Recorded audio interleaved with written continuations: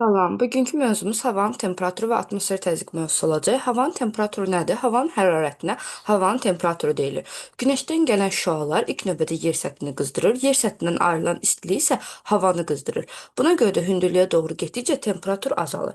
Havanın temperaturu eyni olan nöqtələri birləşdirən səlis əyri xəttlər adlanır izotermlər. İzotermlər. Havanın temperaturu yer səthi iki cür dəyişir.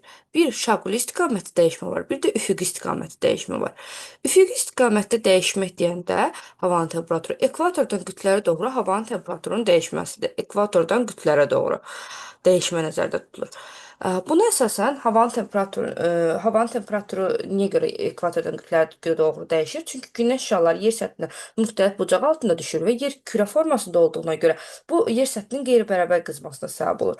Buna əsasən də ekvatordan qutblara doğru 7 istilik qurşağı yaradır. Bunlar hansılardır?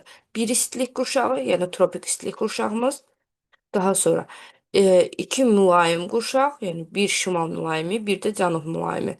2 soyuq qurşaq və 2 daimi şaxta qurşaqlara ayrılır. Ümumilikdə 7 istilik qurşağına ayrılır. Bu istilik qurşaqlarının sərhədləri tropiklərdə yəni bir istilik qurşağında da, ya tropik istilik qurşağında orta illik temperaturdan götürülür. Digərlərində isə orta aylıq temperaturlardan götürülür. Bunların sərhədləri, istilik qurşaqlarının sərhədləri. Bir də vardı Günəş şaquli qurşaqlığı üzrə havanın temperaturunun dəyişməsi. Şaquli qurşaqlıq üzrə havanın temperaturunun dəyişməsi dedikdə dağın ətəyindən zirvəsinə doğru temperaturun dəyişməsidir. Bu da hər 100 metrdə 0,6 dərəcə Selsi, hər 1000 metrdə isə 6 dərəcə Selsi temperatur aşağı düşür.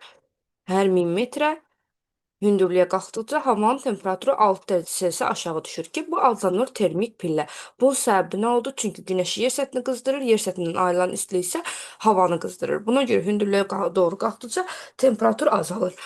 Amma hündürlüyə doğru qalxdıqca temperaturun artması müşahidə olunan bəzi yerlər var ki, bunlar adlanır temperatur inversiyası. Yəni hündürlüyə doğru temperaturun artması prosesi adlanır temperatur inversiyası.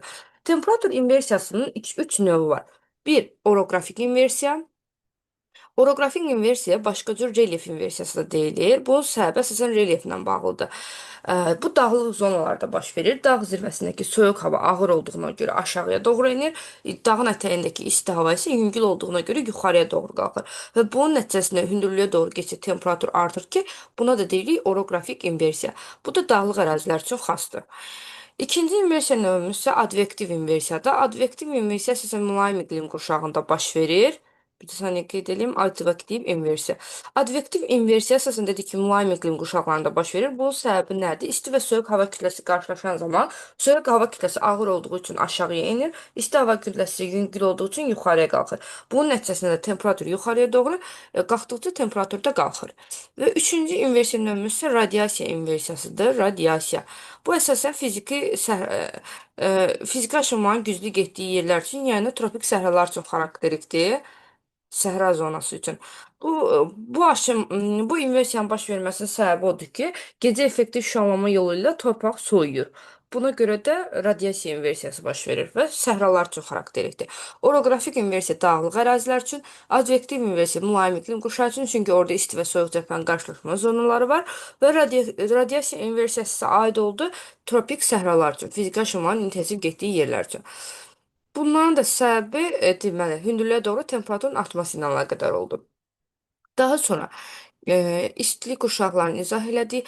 Havanın temperaturunu ölçən cihaz adlanır termometr cihazı. Termometr cihazı vasitəsilə havanın temperaturu ölçülür. Meteoroloji stansiyalarda gün ərzində ölçmə işləri aparılır. Meteoroloji stansiyalar təmin olunur meteoroloji butkalarla.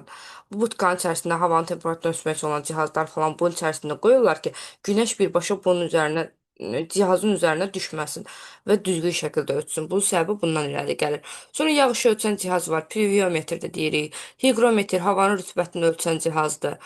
Bu cihazlardan istifadə olunur havanın xüsusiyyətlərini təyin edərkən.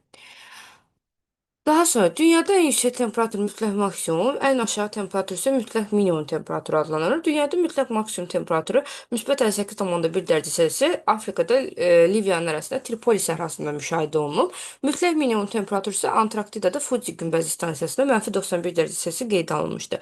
Bundan başqa yüksək temperaturlara Qərb yarımkürəsində en yüksək temperatur ölüm dərəcəsində qeydə alınıb müsbət 56 dərəcə Selsi. Avstraliyada müsbət 51 dərəcə Selsi və yaxud da müsbət 127, bura 127 Fahrenheit də deyirik, Fahrenheit şkalasına əsasən. 127 Fahrenheit qeydə alınıb. Tar səhrasında 53 dərəcə Selsi qeydə alınıb. Şimal yarımkürəsində ən soyuq temperatur isə Rusiyada Oymyakon vilayətində -71 dərəcə Selsi qeydə alınmışdı. Bunlar mütləq maksimum və mütləq minimum temperaturlardır. Yəni indiyə kimi ən aşağı müşahidə olunan temperatur və ən yüksək müşahidə olunan temperatur. Növbəti keçdik amplituda anlayışına. Amplituda nədir? İki cür olur amplituda. Sutkalı amplituda var. Bir də illik temperatur amplitudası var. Sutkalı temperatur amplitudası sutka ərzində ən yüksək temperaturla ən yüksəklə ən aşağı temperatur arasındakı fərqdir. Ən aşağı arasındakı fərqdir. Misal üçün, ölçmə işləri apardılar. Stuttgartın ən yüksək hansı rəqəm oldusa, dərəcə oldusa, onu seçirik. Bir də ən aşağı hansısa onu seçirik. Onları bir-birindən çıxırıq. Stuttgart temperatur amplitudunu bizə verir. Stuttgart temperatur amplitudu əsasən çoxdur tropik səhralarda. Hı, Baxın, bura Kaliforniyanın səhralarıdır, Meksikanın səhralarıdır, Mojave, Sonar səhraları. Burada Atakama səhrasını göstərib. Burada Kalahari səhrası var, Namib səhrası var. Burada Böyük səhra var. Bu hissədə Nubiya səhrası var. Ərəbistan yarımadasında Rubal Xali səhrası var, Böyük Nəfud, Kiçik Nəfud səhraları var. Burada Qaraqum, Qızılqum səhrası var. Burada Böyük Qumlu, Böyük Viktoriya, Hibson, Sipson səhraları var. Suqa temperatur amplitudası çoxdur, tropik səhralarda. Tropik səhra. Bunun səbəbi nədir? Bu ərazilər buludsuz olduğuna görə gündüz günəşdən daha çox enerji alır. Düz radiasiya düşür ora. Daha çox istilik alır. Gecə isə buludluq olmadığına görə, buludlar olmadığına görə həmin aldığı enerjini daha rahat kosmosa tərəf, yəni atmosferə buraxa bilir. Ona görə istilik yer səthindən tez ayrılır. Buna görə də tropik səhralarda sutqaq temperatur amplitudu çoxdur. Ekvatoral enliklərdə buludla bağlı azdır. Mülayim qurşaqlarda buludluq və yağıntı ilə bağlı azdır. Və qütblərdə il boyu hava soyuq olduğu üçün temperatur çox yüksək olmadığına görə orada da sutqaq temperatur amplitudu azdır. Daha sonra keçdik illik temperatur amplituduna. İllik temperatur amplitudu nədir? İl ərzində ən isti ayla ən soyuq ayın orta temperaturu arasındakı fərq. Misal bunlar da harda çoxdur? Ən çox olan yer mülayim iqlim qurşağının kontinental vilayətindədir, Sibir zonasında. Çünki o mülayim iqlim qurşağında yayda çox isti olur kontinental zonası, qışda isə çox soyuq olur. Ən az isə ekvatorial enliklərdədir. Yenə də bu buludluqla əlaqədardır. Burada il boyu temperatur stabil qalır. Stabil. Yəni temperatur sabitdir. 25-30 dərəcə Selsi arasında dəyişir. Çox aşağıya düşmür. Ona görə də ən yüksək ilə ən aşağı arasındakı fərqi çıxanda minimum fərq qalır. Misal üçün, ən yüksək 28 dərəcə Selsi müşahidə olunub, ən aşağı 25 dərəcə Selsi müşahidə olunub. Onda 28 ilə 25-dən çıxanda 3 dərəcə Selsi temperatur amplitudu eləyir ki, bu da çox deyil. Amma kontinental vilayətlərdə ən yüksək misal üçün 30 dərəcə Selsidirsə, ən aşağı temperaturda -20 dərəcə Selsidə bir-birindən çıxanda üstəgəl olur, olur fərq aralarında 50 dərəcə Selsi. 50 temperatur amplitudu bu şəkildə oldu. Yəni çox oldu. Buna əsasən deyirik. İllik temperatur amplitudu mülayim enliklərdə çoxdur, digər enliklərdə, ekvatorial enliklərdə isə az olur. Daha sonra keçdik növbəti slaydımıza. Növbəti slaydımız orta illik temperaturdur. Orta illik temperatur nədir? Orta sözü görürüksə saya bölmək söhbəti var burada. İl ərzində bütün hər ayın orta temperaturlarının cəmini toplayıb, yəni ayların sayına böləcək, yəni 12-yə bölməliyik. Orta illik temperatur ekvatorial enliklərdə çox, ekvatordan qütblərə doğru getdikcə isə azalır qiyməti. Ən isti ayın, daha doğrusu hər ayın orta temperaturlarını toplayıb 12-yə bölürük. Bir də orta sutkalıq temperatur var. Mütləq orta sözü qabaqda gəlirsə, rəqəmə bölməliyik. Orta sutkalıq, sutka ərzində ümumiyyətlə 8 dəfə ölçmə işi aparılır. Bu 8 dəfə ölçmə işlərinin cəmi toplanır, bölünür ölçmələrin sayına, yəni 8-ə. Temperaturların cəmi bölünür ölçmələrin sayına. Misal üçün, bu qrafikə ilə baxaq. Bu qrafikdə saat 00-da ölçüblər havanın temperaturu 20 dərəcə Selsi olub. 20. Sonra ölçüblər havanın temperaturu tutalım olub 17 dərəcə Selsi. Sonra olub 15 dərəcə Selsi. Ondan sonra olub yenə 20 dərəcə Selsi. Ondan sonra olub 25 dərəcə Selsi. Sonra 30 dərəcə Selsi. Sonra yenə 25 dərəcə Selsi və yenidən 20 dərəcə Selsiyə düşüb. 8 dəfə ölçmə işi aparılıb. Bunların cəmi toplanır, 8-ə bölünür, orta sutkalıq temperatur çıxarılır. Orta sutkalıq temperaturda tropik səhralarda yüksəkdir qiyməti. Daha sonra havanın proqnozu. Proqnoz nədir? Proqnoz havanın əvvəlcədən məlumat verir ki, hava şəraiti necə olacaq. Havanın proqnozu da müddətinə görə 5 yerə bölünür. Ən qısa müddətli 12 saata qədər hava proqnozu, qısa müddətli 12-36 saat, orta müddətli 10 sutkaya qədər 36 saatdan, uzun müddətli 10 sutkadan 3 aya qədər və daha uzun müddətli 3 aydan çox proqnoz vermək mümkündür. Havanın proqnozunu verərkən biz sinoptik xəritələrdən istifadə edə bilərik. Sinoptik xəritələr nədir? Bir və bir neçə sutka üçün tərtib olunan xəritələrdir, hava proqnozu xəritələrdir. Orada belə bir şərti işarələrlə havanın deməli elementlərini göstərə bilərik. Məsələn, qırovu bu şəkildə, çiskini bu şəkildə, qarı bu şəkildə işarə eləyə bilərik. Şərti işarə xarakterli. Daha sonra növbəti slayda keçirik. Növbəti slayd atmosfer təzyiqi mövzusudur. Atmosfer təzyiqi nədir? Havanın yer səthinə və oradakı cisimlərə etdiyi təzyiq adlanır atmosfer təzyiqi. Atmosfer təzyiqi, normal atmosfer təzyiqi 45 dərəcəlik paraleldə 45 dərəcəlik paraleldə okean səviyyəsində 0 dərəcə Selsi temperaturda 760 millimetr civə sütunu götürülür. Atmosfer təzyiqinin vahidi millimetr civə sütunudur. Atmosfer təzyiqi barometr Android cihazı ilə təyin olunur. Barometr və barometr Android cihazları ilə təyin olunur. Atmosfer təzyiqi indiyə kimi ən yüksək müşahidə olunan, yəni mütləq maksimum atmosfer təzyiqi Rusiyada Sibir vilayətində müşahidə olunub 816 millimetr civə sütunu. Ən alçaq atmosfer təzyiqi isə Yaponiyada Neski qasırğası zamanı müşahidə olunub 641 millimetr civə sütunu. Atmosfer təzyiqi də iki cür dəyişir. Bir şaquli qurşaqlığı üzrə, bir də üfüqi qurşaqlığı üzrə. Şaquli qurşaqlığı üzrə dəyişmə deyəndə dağın ətəyindən zirvəsinə doğru atmosfer təzyiqinin dəyişməsidir. Atmosfer təzyiqi hər 1000 metrə 100 millimetr civə sütunu azalır. Hündürlüyə doğru getdikcə hər 1000 metrdə 100 millimetr civə sütunu azalır ki, bu adlanır barik pillə. Amma temperatur da hər 1000 metrdə 6 dərəcə Selsi azalırdı və o adlanırdı termik pillə. Yəni hər 1000 metr hündürlüyə qalxdıqca atmosfer təzyiqi 100 millimetr civə sütunu aşağıya düşəcək deməkdir. Bir də var üfüqi zonallıq üzrə atmosfer təzyiqinin dəyişməsi. Üfüqi zonallıq üzrə dəyişəndə 7 təzyiq qurşağı yaranır.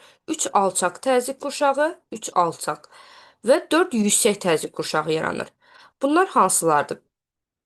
Alçaq təzyiq qurşaqlarımız bir ekvatorial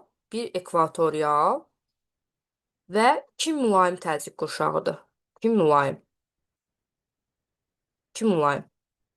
Yüksək təzyiq qurşaqları isə 2 tropik və 2 qütb təzyiq qurşaqlarıdır. Bunların özlərinə məxsus xüsusiyyətləri var. Alçaq təzyiq qurşağının xüsusiyyətləri odur ki, burada alçaq təzyiq, alçaqla əksinə gələcək. Qalxan hava. Alçaq təzyiq, qalxan hava xarakterikdir. Alçaq təzyiq, qalxan hava. Əgər hava yuxarıya doğru qalxırsa, orada kondensasiya uğrayacaq və yağıntılar əmələ gələcək. Alçaq təzyiq qurşağında yağış çox olur. Ona görə ekvatorial və mülayim enliklərdə yağıntı çoxdur. Və bu zonalar çay və şəbəkəsi sıx olur.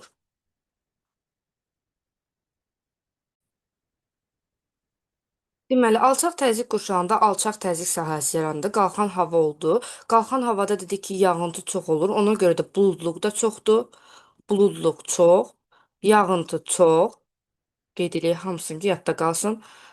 Yağıntısı çox olur. Səpələnən radiasiya yüksək olur. Əgər bir ərazi ki buludludur, deməli orada səpələnən radiasiya yüksək olacaq. Səpələnən radiasiya çox.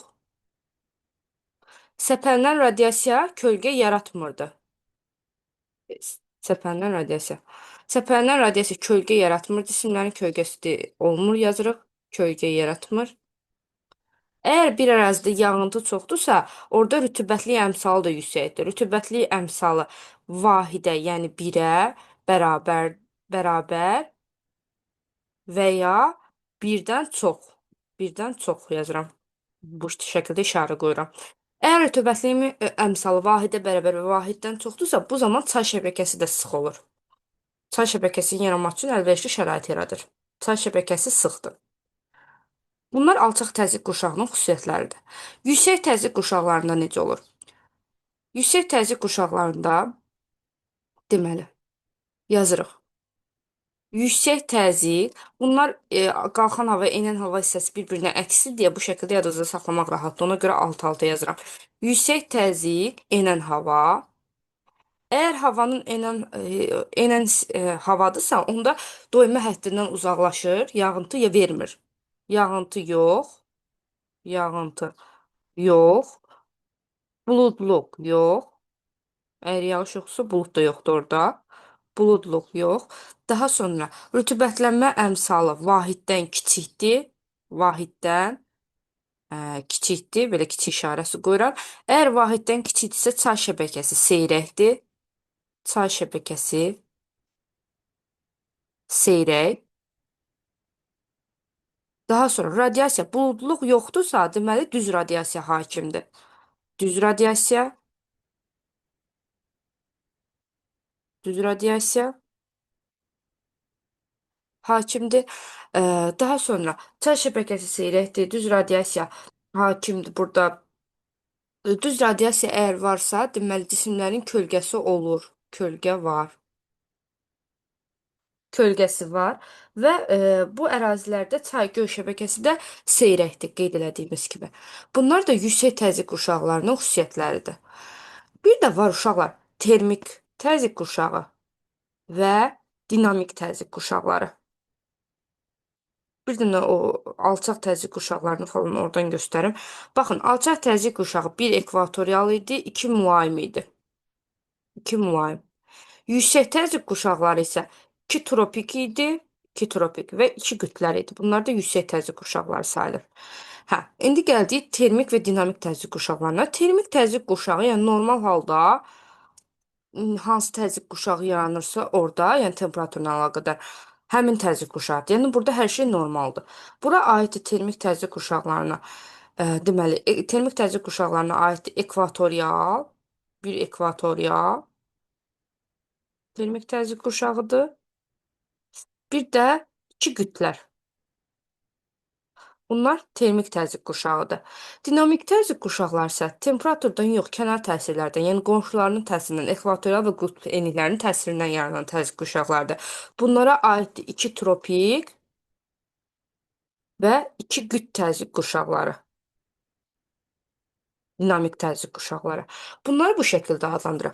Bir ekvatorial demirdik. Ekvatorial nə idi? Alçaq. Deyirik, termik alçaq təzyiq qurşağı hansıdır? Ekvatorial. Termik alçaq. Bəs buraya yazıram alçaq. Deyəcəklər termik yüksək təzyiq qurşağı hansıdır? Qütblər. Yüksək yazacağım bura. Yüksək. Bu şəkildə. Sonra deyəcəklər dinamik alçaq təzyiq qurşağı hansılardır? Dinamik alçaq təzyiq qurşağı olacaq mülayim. Burada nə yazmışam? Qütb yazmışam. Yəni mülayim. Düzülürsən fikrim yayınım. Bir dənə bu hissəni sileyim. 2 tropik və 2 mülayim olmalıdır burada. 2 mülayim. Aha. Burada tropiklər yüksək təzyiq qurşağı idi deyə deyirik ki, dinamik yüksək təzyiq qurşağı, mülayimlər alçaq təzyiq qurşağı idi deyə deyirik ki, alçaq dinamik təzyiq qurşağı mülayimə aiddir. Burada da o şəkildə adlanıb. Termik yüksək təzyiq qurşağı, yəni qütblər. Termik yüksək təzyiq qurşağı. Əgər termik alçaq təzyiq qurşağı deyirsə, ekvatorial. Dinamik alçaq təzyiq qurşağı mülayimlər, dinamik yüksək təzyiq qurşağı tropiklər. Bu şəkildə adlanır təzyiq qurşaqları. Bugünkü dərsimizdə bu qədər təzyiq qurşaqları və havanın temperaturu ilə bağlı.